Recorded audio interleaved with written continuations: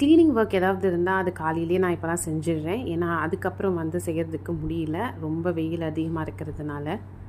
காயெல்லாம் இன்றைக்கி வாங்கியிருந்தோம். அப்படியே இந்த கூடையும் க்ளீன் பண்ணிவிட்டு நீட்டாக எல்லாமே அடுக்கி வச்சிடலான்னு பண்ணிகிட்ருந்தேன். பாப்பா வந்த வரைக்கும் கொஞ்சம் நீட்டாக இருக்கும். அதுக்கப்புறம் என்ன நிலைமையோ தெரியாது.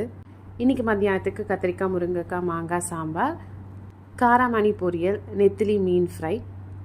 சாப்பிட்டு முடிச்சுட்டு அப்படியே எல்லோரும் ஒரு படம் பார்த்துட்ருந்தோம். இப்போல்லாம் எனக்கு படம் பார்க்குறது இன்ட்ரெஸ்ட்டே போயிடுச்சு. ஆனால் இந்த க்ரைம் த்ரில்லர் மூவி நான் மட்டும் கொஞ்சம் விரும்பி பார்ப்பேன். காலையிலே மிளகாய் தினையெல்லாம் காய வச்சுருந்தோம். அப்புறம் ஈவினிங்காக ஹஸ்பண்ட் வந்து அரைச்சிட்டு வந்து கொடுத்துட்டாங்க. ஈவினிங் மாவு அரைக்கிற வேலை இருந்தது. இது வந்து பணியாரத்துக்கு அரைச்சி வச்சுருக்கோம். 2 வீட்டுக்குமே சேர்த்து அரைச்சதுனால குவான்டிட்டி கொஞ்சம் அதிகமாக தான் இருக்கும். இது வந்து காஷ்மீரி மிளகாய்த்தூள், இது வந்து குழம்புக்கு சேர்க்குற மிளகாய்த்தூள், இது ராகி மாவு.